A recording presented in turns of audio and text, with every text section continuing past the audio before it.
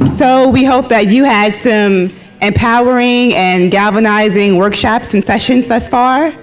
And we will continue as we welcome you to our third plenary panel, which focuses on domestic issues. And so the theme included in this plenary panel discussion includes issues of the Black community, domestic costs of war, immigrant struggles, labor, and LGBTQ issues. And so again, I am Osita Iroegbu. I am from Richmond, Virginia. I am a community educator, advocate, and mentor. All right, so we will begin with the first two themes of Black community and domestic costs of war. I will be introducing these speakers, and they will present in the order in which I will introduce them. First, we will have Ms. Margaret Kimberley, editor and senior columnist at Black Agenda Report.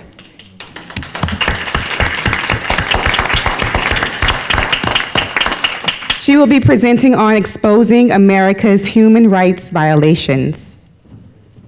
Following her, we will have Saladin Muhammad, co-coordinator of the Southern Workers Assembly, who will present on a topic of Unite the Battlefronts of Black Resistance to Stop the War on Black America.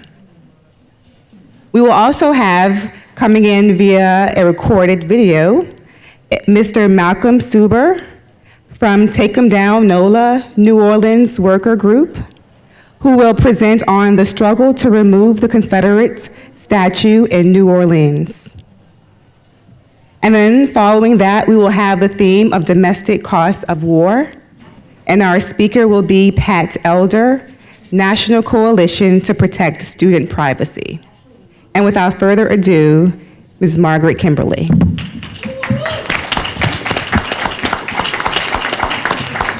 There's so many topics I could touch on, but I chose to talk today specifically about human rights, or rather the lack thereof, here in the United States. It's fortuitous this week that we saw some examples of the lack of human rights in this country, which is in direct contradiction to everything that we are told. First, I'll start off with some good news, which I said last night. Reverend Edward Pinkney is free. He is out of jail. He is no longer incarcerated in Michigan. He was tried and convicted of a very minor offense, allegedly forging a signature on an election petition, which is a misdemeanor in that state. Recall petition. Thank you. Thank you so much, Ralph Poynter. But his real crime was fighting the Maytag Corporation. His real crime was fighting against the emergency manager system in the state of Michigan, which disenfranchises mostly Black communities throughout that state, not just in Detroit. But he's out on parole. He never should have been incarcerated in the first place. But that is, Americans don't like to think that there are political prisoners here, but he certainly was one. But as of a few days ago, no longer. Yesterday, we got bad news, the worst news. The police officer who murdered Philando Castile in Minnesota was acquitted.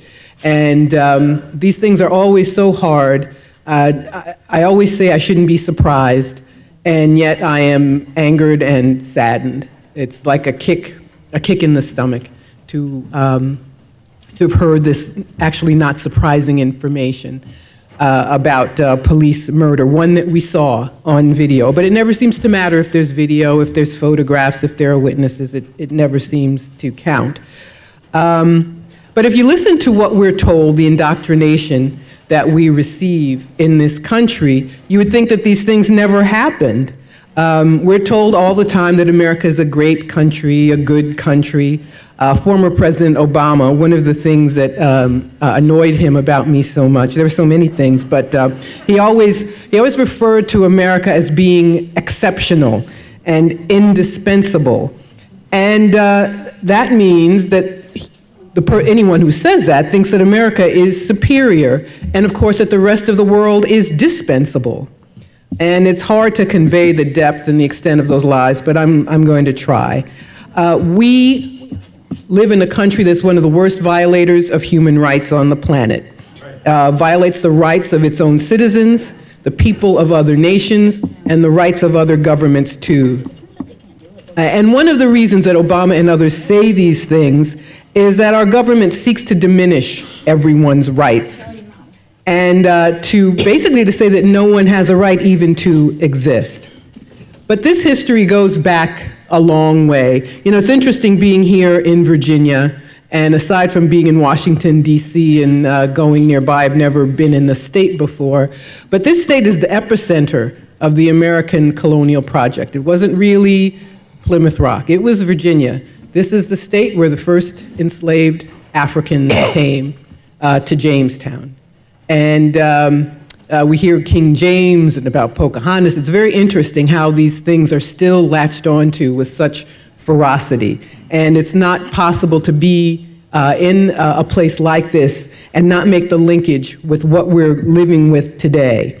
The settler colonial project, the two terrible genocides of the indigenous population and of enslaved Africans, we're living with the legacy of those acts today. Everyone knows, or should know, that the United States has the biggest prison population of any other country in the world. The largest number of incarcerated people, more than 2 million, and the largest percentage of its population behind bars.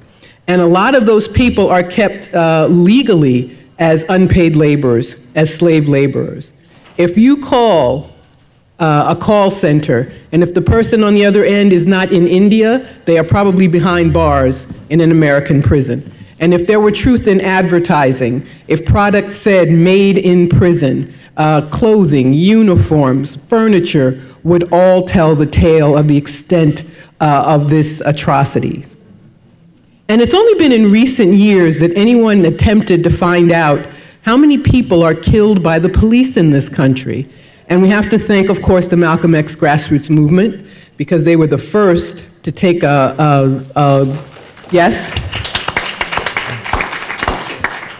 serious look. And they told us that every 28 hours, a black person is killed generally by police, but by vigilantes, by private security, all of whom act like a modern-day slave patrol. But we now know that every year more than 1,000 people are killed by the police. It's 3 people, okay, it's like 2.8, not quite 3. 3 people every day are killed by the police.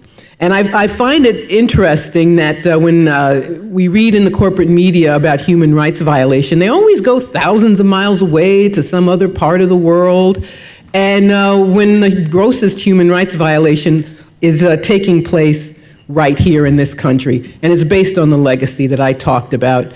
There was a story in the New York Times a few days ago, I don't know if you saw it, about the opioid epidemic, which affects white people more, I think. But anyway, this article was about police helping addicts, and it's something about friends in blue or something like that. And addicts find a friend in blue. And we'll remember back in the 80s and the 90s when the crack cocaine epidemic began, this was an excuse to lock black people up, some of whom are still locked up. And I never talk about this issue without mentioning the fact that Barack Obama, his Justice Department, opposed giving those people who were sentenced under those terrible draconian laws, opposed giving them the ability to request resentencing. Not to let them out, just to ask to be let out. But Obama and Eric Holder said that should not happen. So, oh, 1 minute. Oh my God, I was talking and talking and talking. But anyway, we're here to talk about the wars at home and abroad. And the wars abroad are quite obvious. The United States has made a mockery of all its claims about human rights around the world. Libya was destroyed. There's an ongoing human rights crisis. African immigrants and dark-skinned Libyans are literally being sold into slavery, and that is because of Barack Obama and Hillary Clinton. There would not be millions of Syrian refugees if it were not for them. I find it amazing that the press can talk about the Syrian refugee crisis and not talk about the fact that it was the United States making this decision to try to destroy this country, to have its proxies, Saudi Arabia and Turkey and others, send terrorists into this country and destroy it and create a terrible human rights crisis. So I'm going to close by saying, remember, when you see something about Russia, Russian police don't have guns. And the protests that are being ginned up by people in this country here and people are arrested, nobody gets shot. Just keep that in mind. So I thank you.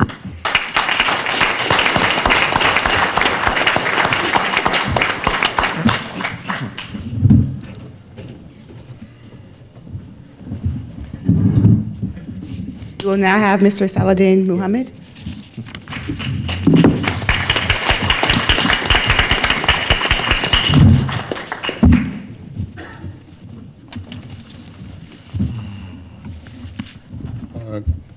Greetings to everybody.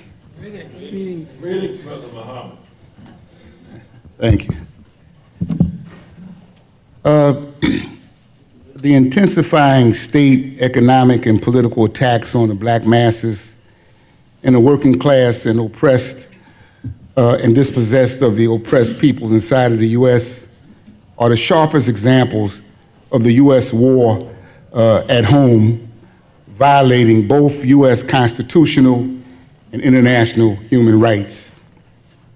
Therefore, some of the forces within the Black liberation movement have promoted the slogan, "Stop the War on Black America." The development of the U.S. to this current imperialist stage is marked by a history of political, social, economic, and military wars and domination to maintain the oppression and subjugation of the black masses, to accumulate capital, and to expand its domination throughout the Americas and globally. This has been a major factor shaping the black national consciousness and the history of national and international black resistance, including the development of a military wing of the Black liberation movement that carried out struggles against at least one of the armed forces of the state. The spontaneous character of the national black resistance and the failure to develop a national framework to unite the fragmented forces of the black national liberation movement around a strategic program in this racist and neo-fascist period has not built the national confidence of the black masses to see the Black liberation movement as a leading, powerful, and transformative social force.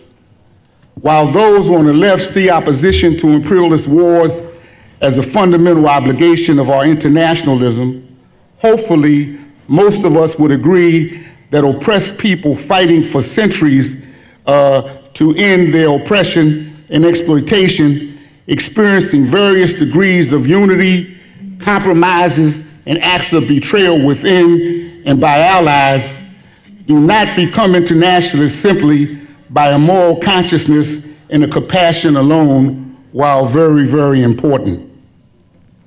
Oppressed people want to know how the struggle opposing U.S. wars and political domination abroad relate to our struggles against oppression, exploitation, and state violence that represents one of the U.S. wars against oppressed and exploited nations and peoples within its national borders. It is the left's role to help oppressed and exploited people to see, feel, and understand that these struggles are connected in the struggle against a global capitalist system reinforced by the U.S. military-industrial complex.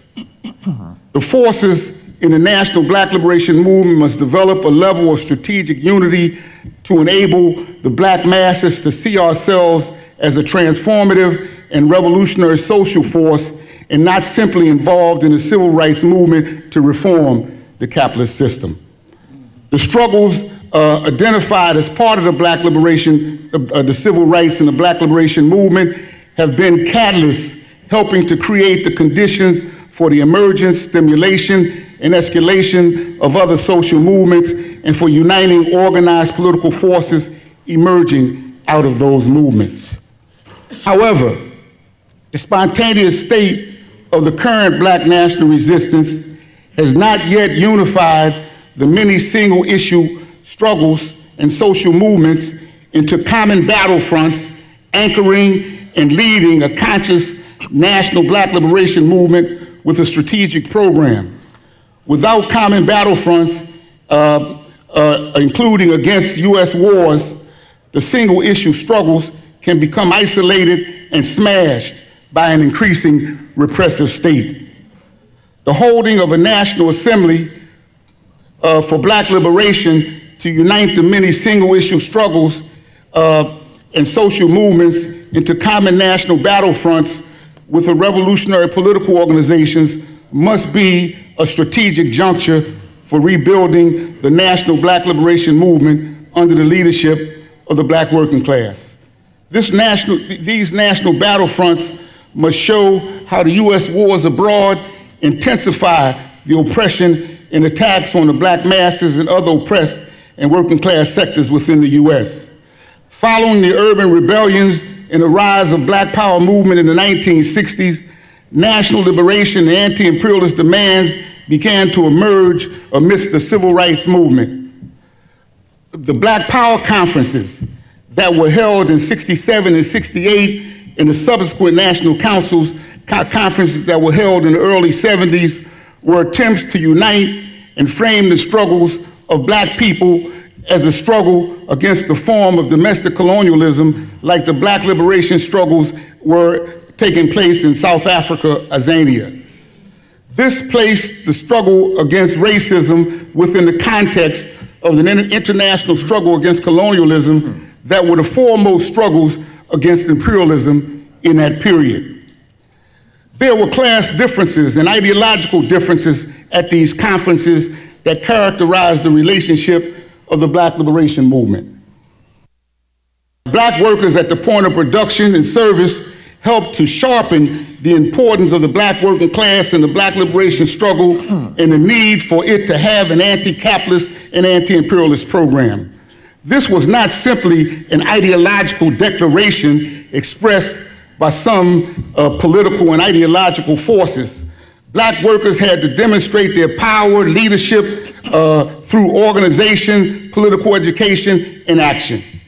Black worker caucuses brought Black liberation movement demands into the trade unions and the labor movement. Black workers at the points of production and service helped to give the Black masses a sense of our collective power to impact the profits and the operations of the capitalist system and the state. For too long, many on the left have refused to recognize the existence of a national Black liberation movement and simply saw the struggles of the Black masses as an anti-racist struggle that can only become a revolutionary force when they become politically united as part of a radicalized majority white U.S. workers movement. Some, but not enough, white workers have demonstrated their revolutionary working class consciousness, but they have not been the catalyst for the U.S. anti-capitalist and anti-imperialist movement in the past 60 years. The struggles for U.S. reforms inside of the U.S. imperialist countries with no connection to revolutionary movements fighting for fundamental changes and led by the Black working class can leave the Black masses vulnerable to embracing aspects of national chauvinism. They took my job, you know, all kinds of national chauvinist expressions when the struggle to reform the capitalist system to make it better, you know, does not see itself as a part of transforming this monster and creating a new society. The U.S. ruling class of both major parties understood this, which led to the Bush administration's, I'm looking the wrong way. I apologize. Which led to the Bush administration's appointment of Colin Powell as chairman of the Military Joint Chiefs of Staff in '89, and in 2000, the position of Secretary of State. Obama was also supported by the U.S. ruling class for the same reason. The struggle among the black left was not at that time to build a unity to mobilize the masses of black people, but struggled between ourselves and were not able to go deeper. Thank you.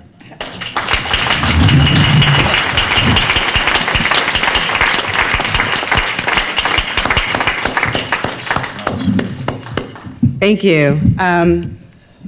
Your expressions bring to mind the black female literary giant Audre Lorde's quote, "There's no such thing as a single issue struggle because we do not live single issue lives."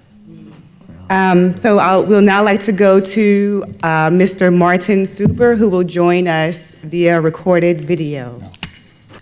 And while we're waiting for that video to launch, I'll just tell you a little bit more about Malcolm Suber. He is part of the struggle to remove the Confederate statues in New Orleans, which you may have heard about recently. He is a member of Take 'em Down NOLA and the New Orleans Workers Group. Revolutionary greetings, comrades, brothers, and sisters. This is Malcolm Suber speaking to you from New Orleans. Unfortunately, we're not able to attend the ANSA conference this weekend, but we wish you much success. I'm relating to you a struggle that our organization here, Take 'em Down NOLA, has launched to remove the white supremacist monuments from the streets and public spaces of New Orleans. We were successful this past May in getting rid of 4 of these hated monuments, beginning early May with the dreaded white supremacy monument, better known among the white races as the Liberty Monument. We also were able to take down successfully the Jefferson Davis statue that was prominently on Canal Street in New Orleans, the Beauregard statue, which greeted people at our city park, and finally the Robert E. Lee statue, which was at what is called Lee Circle. This was a stunning success on our part because Take 'em Down NOLA has been organizing for the past 2 years. But people should know that this is not a recent phenomenon. This is a continuation of decades-long struggle by the black citizens in New Orleans to confront the purpose and the meaning of these white supremacy monuments. Back in the 1970s, there was a concerted attempt to rid the city of the white supremacy monument, which used to be at the foot of Canal Street. And that was removed, but the descendants of the White League, which was a semi-Ku Klux Klan organization in the city of New Orleans, they sued successfully to have the white supremacy statue put back at Canal Street. We were unfortunate it was put back up, but again we were successful in taking it down. What's important to understand about our struggle here in New Orleans is that because of our organized activity and our discipline, we were able to ensure that our Mayor Mitch Landrieu carried out his promise, which was made in July of 2017, when he first proposed to take down these 4 monuments. We said from the beginning in Take 'em Down NOLA that we were not satisfied with his effort to only take down 4 when there are hundreds of statues, street names, school names in this city. And so we will not be satisfied until that takes place.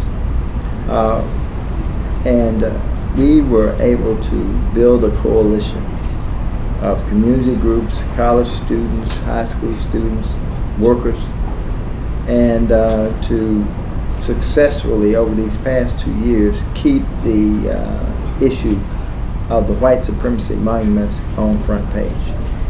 We had a number of successful mobilizations at these statues all over the city where we were demanding that they be torn down. We were also able to challenge the mayor all along When we first got the ordinance passed in December of 2017, the defenders of the statues filed an injunction that prevented the city from taking them down.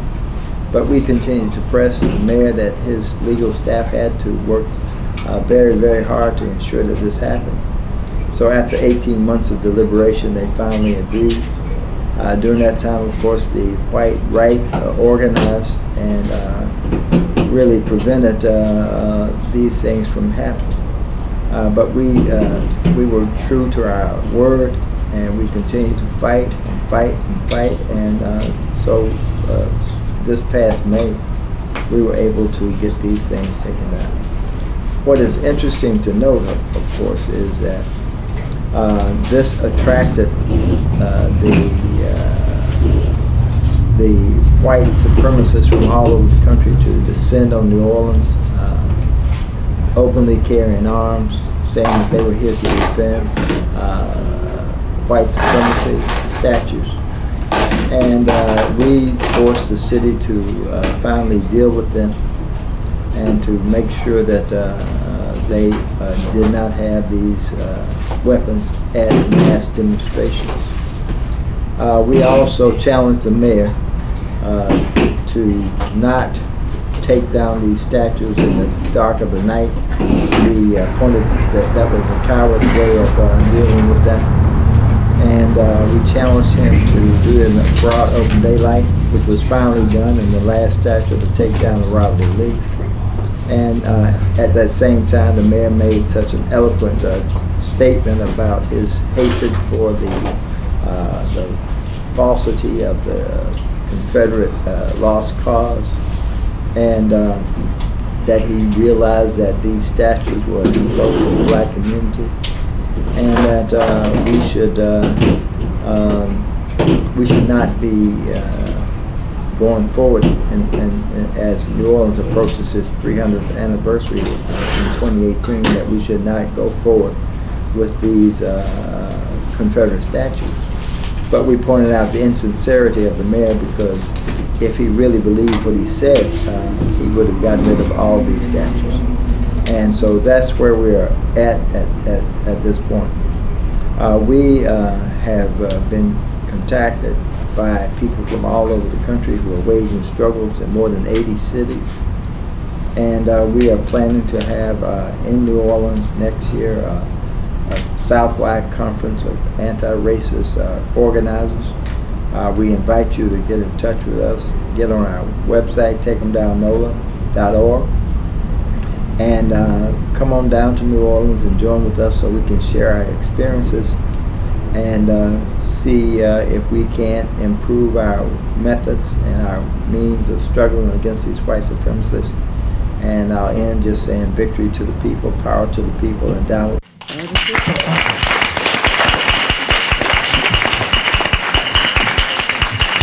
So that wraps up our first theme of Black community, but we're going to go right into our domestic costs of war panel. I would first like to say that as we all convene here in Richmond, let's not forget the lives lost, the internal wars that are at stake and happening as a result of internalized racism, oppression, and structural racism and oppression. And so I would just like to very briefly call out a few names of teenagers that we have lost at the hands of violence within Richmond. These are our babies, our kids, and I would just like to give a brief 5-second moment of silence for them.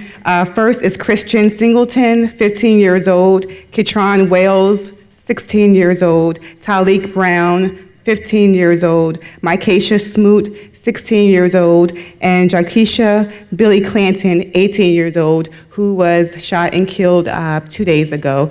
So can we please give them just a few seconds for a moment of silence?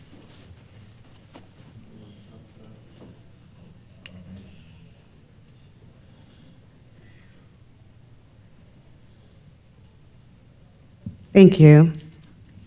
We'll now go to Mr. Pat Elder of the National Coalition to Protect Student Privacy. Thank you. I love you all. Thanks for listening to me. This is kind of like the Connect the Dots conference, and I got a dot. Wars start in high school cafeterias. And if we want to smash U.S. imperialism, that's where we might want to start. The military's United States Military Entrance Processing Command is having a hell of a difficult time recruiting enough youth for their wars. The word's gotten out. This is the Achilles heel of the empire. We can stop it in our local high schools. They can't get enough troops. There are 5 avenues of resistance in the public high schools as I see it. The first one has to do with the opt-out form. And I passed out my bullet points here, so it might help you make a little bit more sense. Basically, in 2001, the Bush administration passed legislation that commonly became known as the No Child Left Behind Act. In that piece of legislation, it basically says that if a military recruiter requests the names, addresses, and phone numbers of kids in a given high school, he is entitled to receive it, provided that the school lets parents know they have the right to opt out of those lists being given to recruiters. The legislation is weak because it really doesn't specifically mandate how the hell that's supposed to be. So in Richmond, a cursory look at 15 public high schools in the city shows that none of them have any public notice of the opt-out. So consequently, parents aren't being proactive in removing their children's names from lists that are forwarded to military recruiters. In Montgomery County, Maryland, about 10 years ago, I organized a coalition, and we went to the school system, and we said, you guys got to do a better job. Maybe put it on your website, maybe get some forms out, and they did. They mailed out notices in 6 languages. So did the next door school system. So did 5 or 6 school systems. Then we went to the state legislature in Maryland, and we passed a law that mandates the placement of the opt-out notice on the only form parents have to fill out every year, which is the emergency contact form. And up at the top right-hand corner of the form, it says, do you want your information going to the military about your kids, yes or no? And about 90% have opted out. So that's very cool. It's the only state in the country to have a legislation like this, and we've been working this issue for 10 years, and we've been lobbying legislatures across the country. We haven't been able to get in another state. So the opt-out is important. At the least, make sure that filling out the form is mandatory in your school. There's no reason for it. You can look at the law, look at the bullet points. The second avenue of resistance has to do with military testing in the public schools. The Armed Services Vocational Aptitude Battery, or ASVAB for short, is given to 690,000 kids across the country every year in 14,000 high schools. Now, they parade this damn thing as some sort of career exploration program. You know, you take this 3.5-hour test, you relinquish your Social Security numbers, you fill out a 2-page form on your family's demographics, and that beats the hell out of name, address, and phone number. And nice boys and girls want to take this test because, well, it'll help them decide that they want to be a policeman or they might want to be a fireman. They parade it as a career exploration program. And so the military is able to get very valuable cognitive information. So they don't just know that Johnny, what they find out on Facebook. They don't just know that, all the things that they find out they have hundreds of different avenues. You know, yearbook companies, ring companies. When a kid goes online and he plays an online game and he fills out information, the military is buying up all this information. They have what's called JAMRS, which is the Joint Advertising Marketing Research Systems Database. It covers 30 million kids between the ages of 16 and 24. And it has 200 to 300 columns of information. For God's sakes, they know if your kid has had gingivitis. What they don't know is how smart he is. And the ASVAB gives them that information. The ASVAB gives them information on whether he can factor polynomials, man. You know, whether he understands mechanics, how high his reading comprehension levels are. You can't get that on Facebook. You can't find that for free. You have to get it through the schools, and they do it through a deceptive and illegal program. In the state of Maryland and in 46 states across the country, it is illegal to take Social Security numbers away from students, from children under 18 years old without parental consent. And the military marches into your schools in Richmond and does it almost on a daily basis.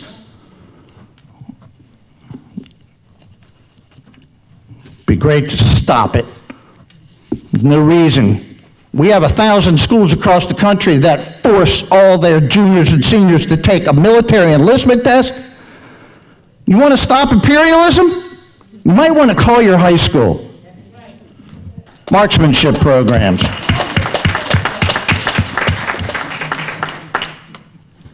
Might be appropriate for me to mention the racist angle employed by the United States military. You know, man, it's been 7 or 8 years ago, we passed a law in the state of Maryland that mandates, that says, hey, military, you can't test boys and girls in the state of Maryland without having parental consent. And so I went to Eldridge James, who was the head of the NAACP. We had lunch in Annapolis. It was great. He goes, what do you got, man? You know, you got some data? And I gave him a list of high schools where the ASVAB is given. It was really cool because he looked at it for about 30 seconds and says, yeah, man, I'm cool. I'll sign. I'll testify for you. Because the nice, white, rich schools don't give the ASVAB. Why would a kid in Bethesda want to take the ASVAB? He's going to Brown, man. He's going to Cornell. So, yeah, it's a major wow. Another avenue of resistance is the marksmanship program, okay? The marksmanship program has exploded under the Obama administration. We have 2,400 schools now that have active marksmanship programs. You have schools in the state of Virginia and schools in Richmond where children actually use classrooms to shoot .177 caliber lead projectiles at targets 50 feet away. It used to be that they used these .22 caliber rifles. A .22 caliber rifle, the kind that, time's up, guys, I'm sorry. But here's the rest of it right here, and if you would take a look at my website, I'd appreciate it. God bless you, man. It's up here. Okay, so thank you so much. I want to have us give a brief round of applause to our first round of speakers, and then I would like our second round of speakers to please take the stage. And while that's happening, I'm going to introduce our next speaker. So our next round of issues is going to be immigrant struggles, labor, and LGBTQ issues. So the first person up is going to be Carolina Velez with ICE out of RVA. Yeah, folks, if you're on my next speakers list, please come take the stage. We're going. Come on. We're out of here. We're going. Yeah, the switch off is always a little weird, but I find it makes it so much smoother between speakers. Thank you so much, and Carolina, you're up. Buenas tardes a todos. Good afternoon to everyone. My name is Carolina Velez. I am one of the organizers with ICE out of RVA, or La Migra Fuera de Richmond. And I was invited to share with you a little bit about this group. I agree because I think that we are in a political moment where it is so important to build resistance on the base. And that's what ICE out of RVA is. ICE out of RVA was created by a group of community-based organizers that are in the communities that are struggling with immigration or ICE coming to their home every single day, patrolling every single day their communities, and also having the police partnering with them and coming every day into their homes with excuses of building partnership with the community between the police and people in the neighborhoods. So this is a group of people that, because of what has been happening, and not only with this current administration, but with the Obama administration, where it has been, where we saw most of the arrest of people in ICE custody, right? We came together and say, we cannot continue this situation happening. We need to be able to create a response where we don't depend on the police, where we don't depend from all of these systems that has been killing us and oppressing us. And when I say us, it is very important because this is one of the local groups that through political-based education, when we come together, just drinking cafe and eating bread and building community within us, we start talking about why did we migrate here? Why are we here? Is it because of the same thing that the oppressor has been telling us?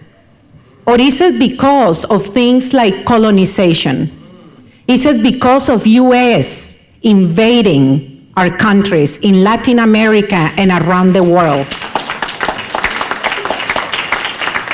Is it because it is not only an immigrant issue, but that we need to be able to have these conversations about anti-Blackness with the people that are called my people and myself, with perception that has been so ingrained on us, that when we come here, we see the child in the community that we organize at the garden, seeing one Black neighbor walking by the garden and saying and looking at me and saying, Carolina, I am scared.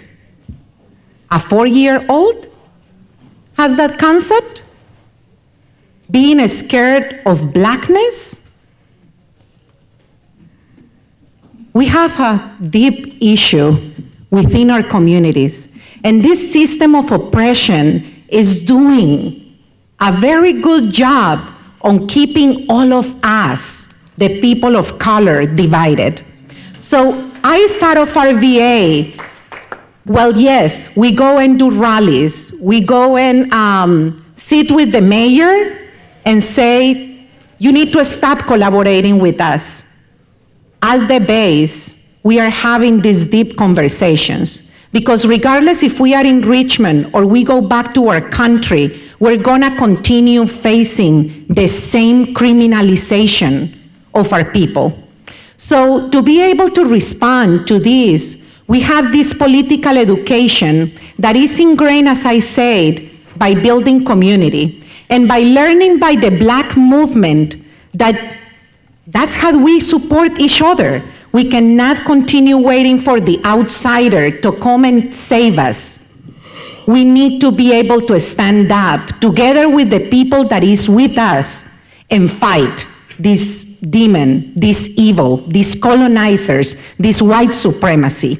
We created rapid response team. And it was by the decision of the people that are part of this group to bring allies that can be at the face, that can be at the front. And when ICE or the police comes to someone's house in the community, there are allies in Richmond that respond immediately to the house. And that is from videotaping what the police and ICE are doing when they are at someone's house, but also to be able to make decisions in that moment to escalate the situation and put their bodies in between the people that this system wants to continue stealing from our families and their system.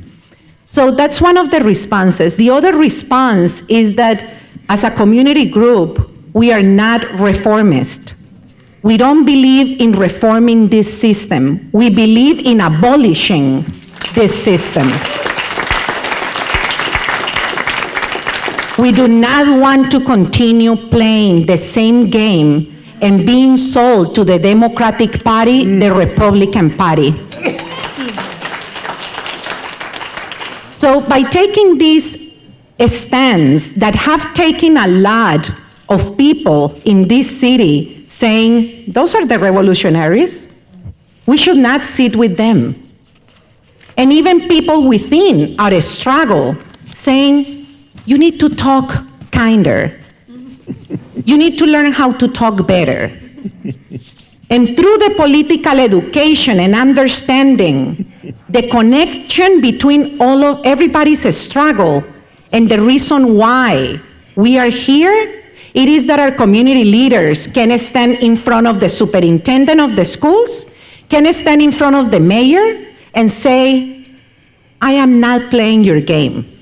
You are playing by the cards that my community is telling you to play.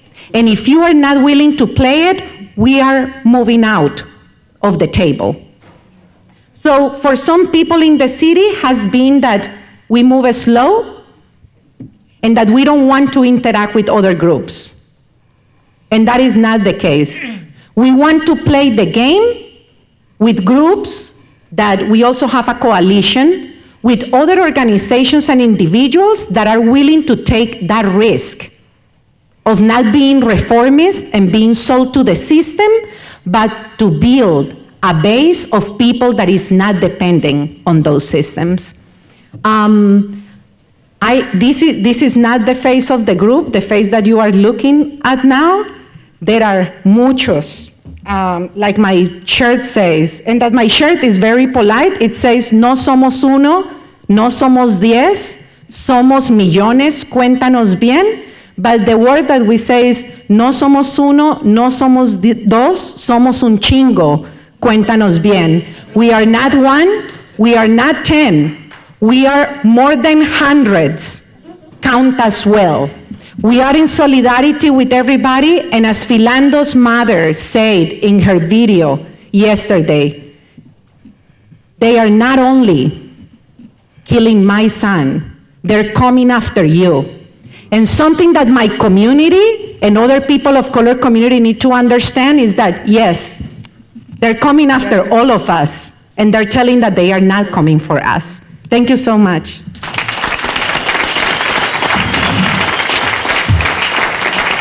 My name is Clarence Thomas. I'm a third-generation longshoreman.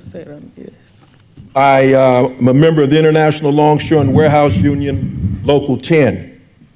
But very quickly, I want to pick up where Brother Saladin Muhammad left off when he talked about black workers working for black liberation within the labor movement. Although I was asked to speak today around the question of political strikes, and I'm going to get to that. But the first thing you need to understand is that the organization that I represent, or I'm retired now. I'm retired from the waterfront, but I'm not retired from the struggle. What you need to understand very quickly is that in 1934, there was a West Coast maritime strike. And at that time, San Francisco was the leading maritime city in the world. There was a strike for the purpose of stopping the shape-up. And for those of you who are young enough to remember On the Waterfront with Marlon Brando, a shape-up meant that workers had to engage in dehumanizing activity in order to get a job, because it was all based upon nepotism, racism, favoritism. And so the bosses would pick and choose who could go to work, pitting one man against another. Isn't that familiar? Divide and conquer. So we wanted to end the shape-up, so we called for a workers' control hiring hall. That was a revolutionary concept. You mean the workers would actually dispatch the jobs? Yeah. Well, what unfolded was this. In order to win that strike in 1934, when black people were not encouraged to be members of a union and relied on labor struggles to scab. This is during the Depression now. Can you imagine? Union shutting down the port. It's an opportunity for black folks to go to work. So there was an immigrant who was the head of the strikers committee. His name was Harry Bridges. He was also an immigrant too. Not from Latin America. He was from Australia, who understood the class struggle. He, along with other leftists, communists, anarchists, and others, who understood that they were not going to win that strike without the support of the black community. Bridges and others went to the black community in 1934, San Francisco and Oakland, and appealed to various pastors to let them speak, to convey this message that if the black community supported the strike, they would be represented on all the ports on the West Coast. You know what? The community believed him. They couldn't have won that strike without the black community. That's a bit of history that very few people know, and it should be known by everybody. Now, fast forward.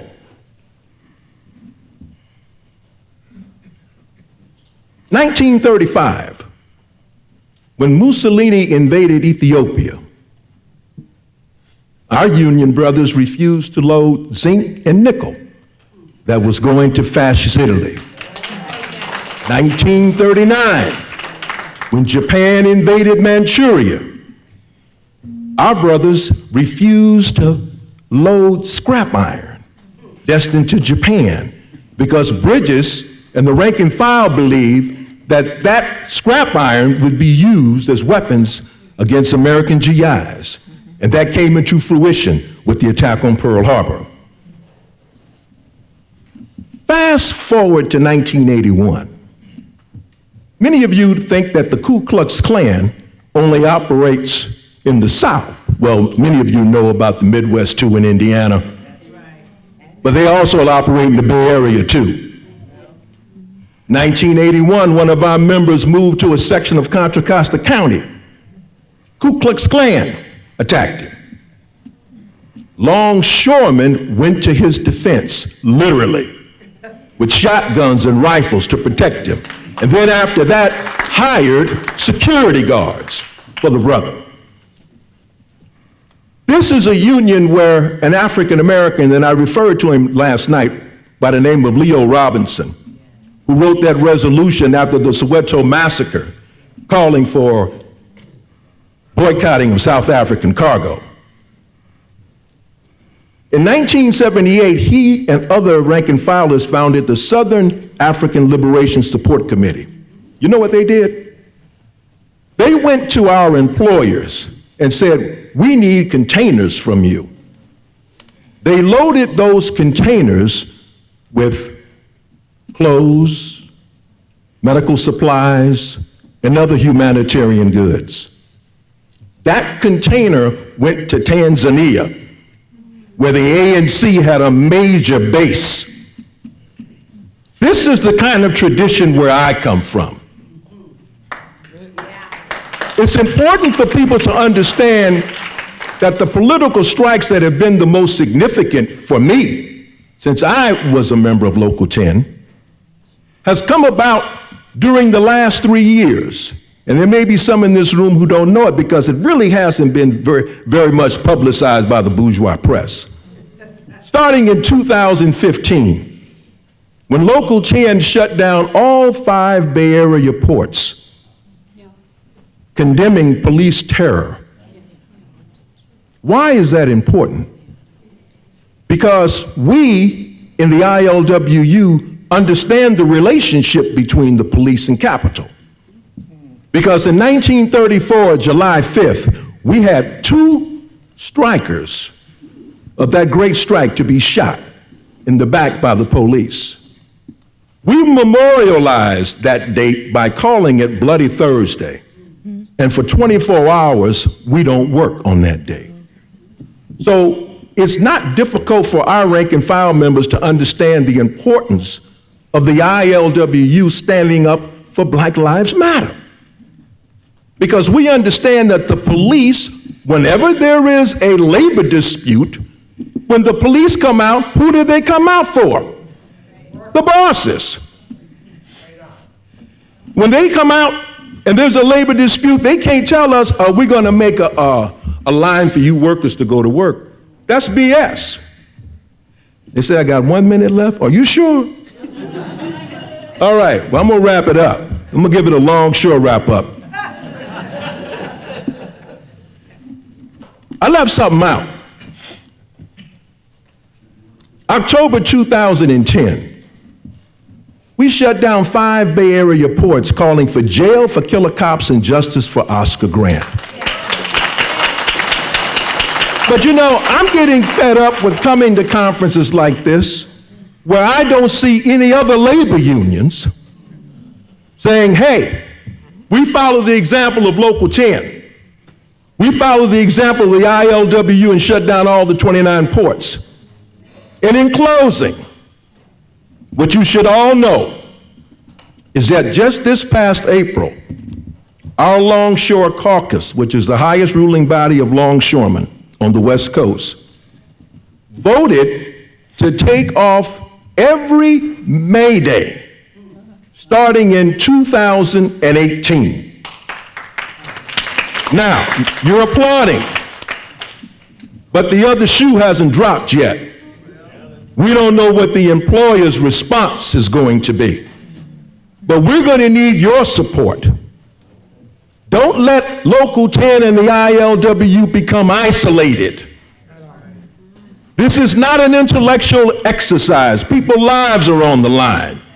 And this situation that just went down yesterday in Minneapolis regarding Brother Philando Castile is totally bull. You know what I'm talking about. And if we're not going to have some kind of political and economic consequences when this kind of bullshit goes on, that's right, things are not going to change. An injury to one is an injury to all.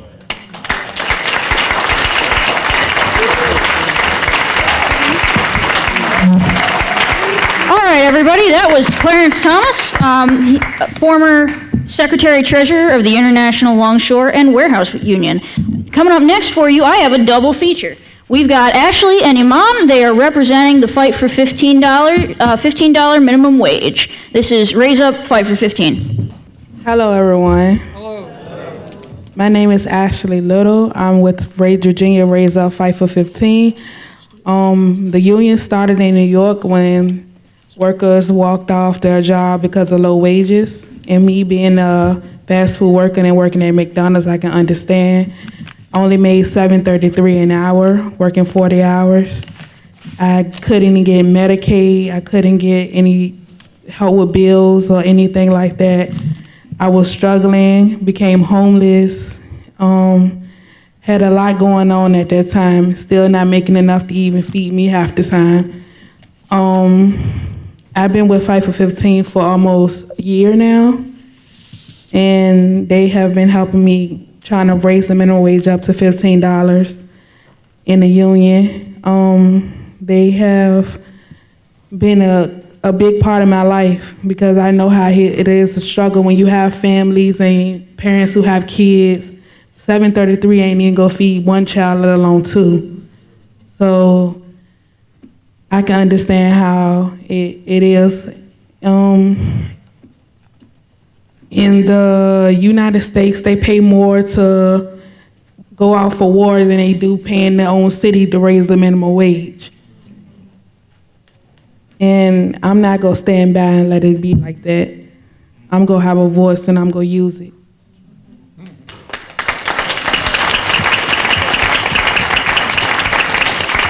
Hello, my name is Iman Bouzid and I'm an organizer with the Fight for 15. And you know, I got involved in this movement when I came out here to go to college at BCU. And it's just unfortunate. You know, I'm fortunate enough to be able to go to school and be able to have parents that are able to help me to do that. But the fact is that a lot of folks can't do that on what they're making. And you know, the U.S. maintaining legitimacy as an imperial power is more than just being a powerful nation. You know, it's laying down the rules that America wants across the world. You know, the U.S. has spent billions on military activity in places such as Libya, Yemen, Afghanistan, to promote democracy, so-called democracy, when, you know, here at home we're not promoting democracy. It is a human rights violation not to pay people for the work that they're doing. It diminishes their access to education, their political access, their ability to get health care, just basic needs. And it's very unfortunate that that's something that we're having to deal with here. It's very unfortunate that we can even make a claim that we're going to another place to help them when it's hypocritical at the end of the day. So, you know, that's why we're fighting to raise our wages, and that's why we're fighting to promote the rights of poor and working class people. And, you know, I just want to say, I'm not going to take the whole 8 minutes, but I want to say, you know, I want to end by saying, you know, I want to say no to unnecessary war, unnecessary intervention, and we need to continue to start saying yes to working people. Thank you.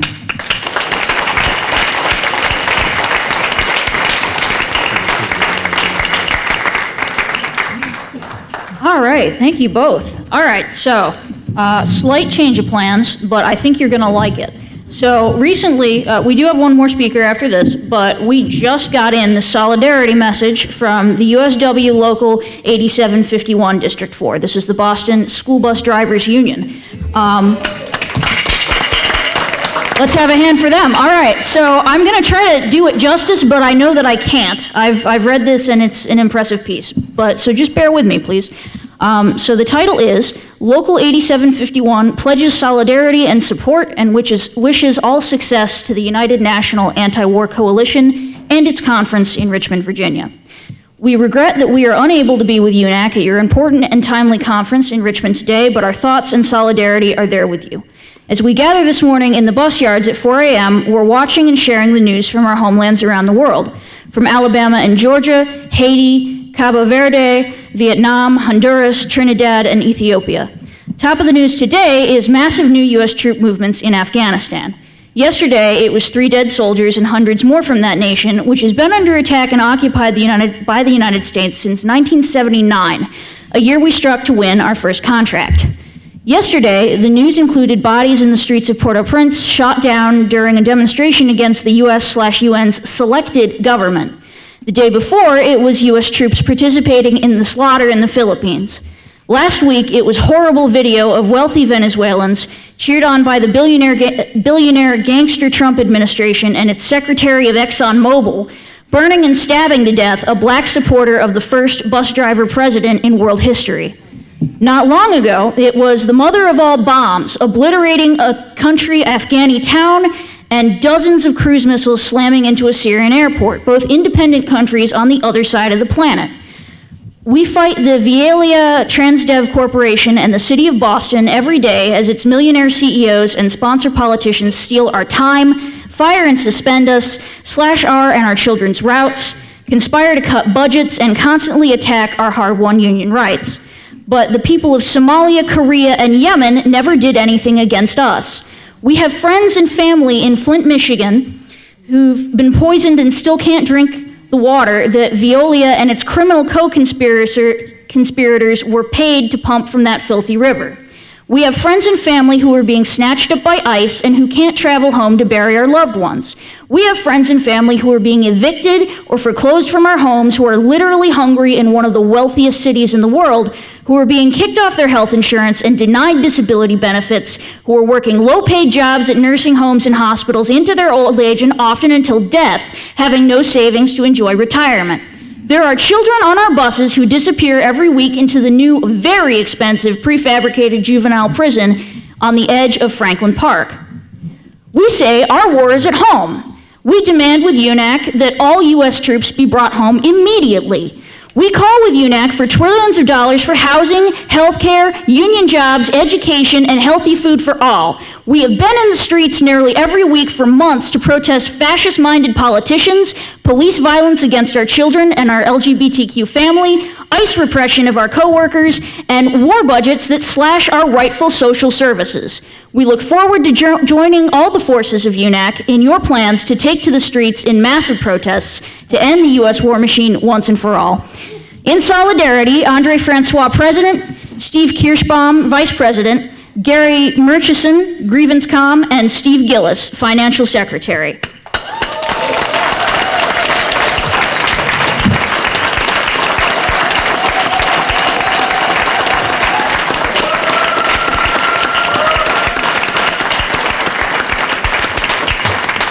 Thank you very much, ladies and gentlemen. I hope I did that justice. Next up, we have LGBTQ issues. And unfortunately, we're only able to get one panelist, so I'm going to go ahead and read her whole bio. So today we have with us Shabana Shaheen. She is from Song. She is a they are a DC native who currently organizes and resides in Richmond. They're a member of Song Richmond, a Southern LGBTQ liberation organization in the South. Shabana also serves as the executive director of the National Association for Ethnic Studies and is a recent graduate of Virginia Commonwealth University around issues, receiving a Master's of Sociology. I'm sorry, I've been reading too many things for too long. Shabana also organizes around issues within the South Asian diaspora in the US and Kashmiri liberation, and here they are.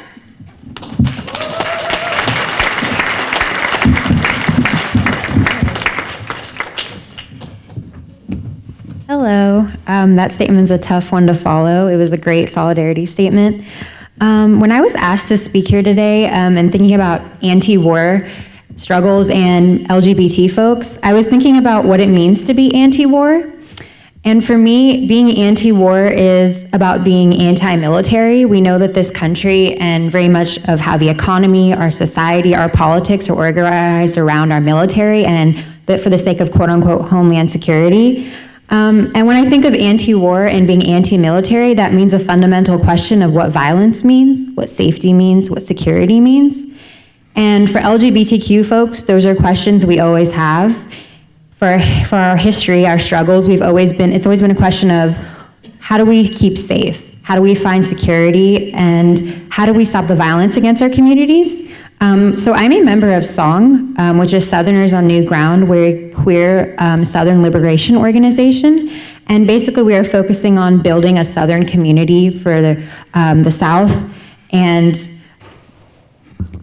one of the things that we do isn't just focus on the idea of us being queer folks organizing, but that we are a part of a larger struggle for liberation. And we believe that liberation and freedom can't happen unless LGBTQ folks are also liberated.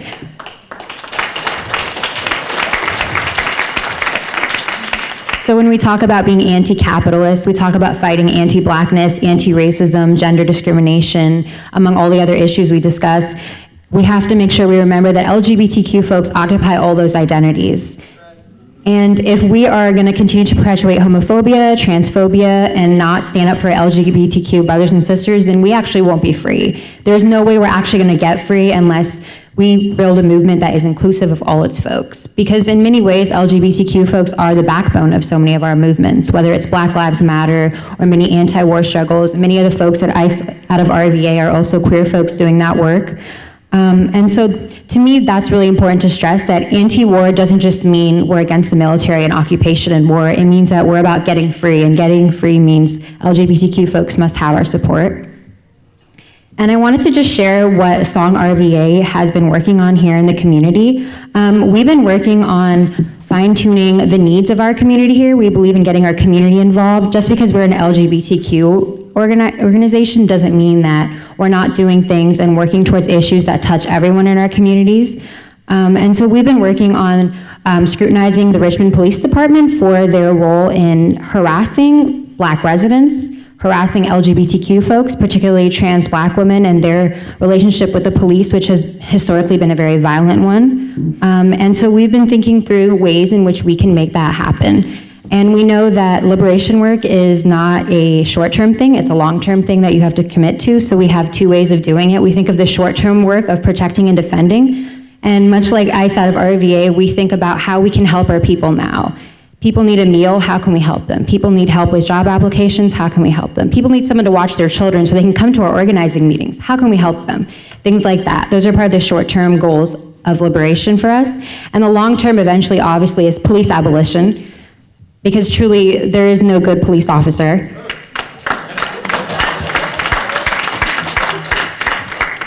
There's no reforming a system that's inherently created to hunt and pillage black bodies. So we don't believe in reform.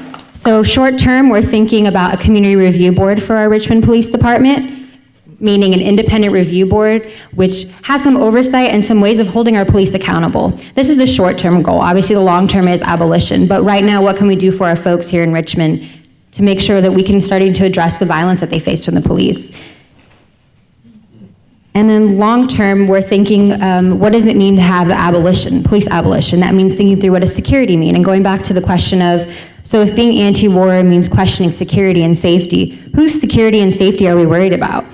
Whose security and safety is threatened, and whose security and safety are we working towards maintaining and defending? And what does defending even mean? When we think about what war is, it's about quote-unquote defending our interests. Whose interests are we defending? And so our work is really about questioning those things and putting people, centering folks that are really at the margins of this. That's black folks, that's working class folks, that's LGBTQ folks. And so I'm not gonna take up the whole 8 minutes, but I will say that again, we can't get free unless LGBTQ folks are a part of your movement. So at the end of the day, we're here, we're queer, and we're the backbone of most of the work that needs to get done, so.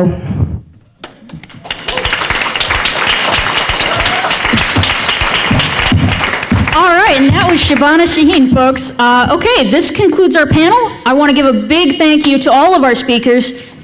Excellent, excellent work.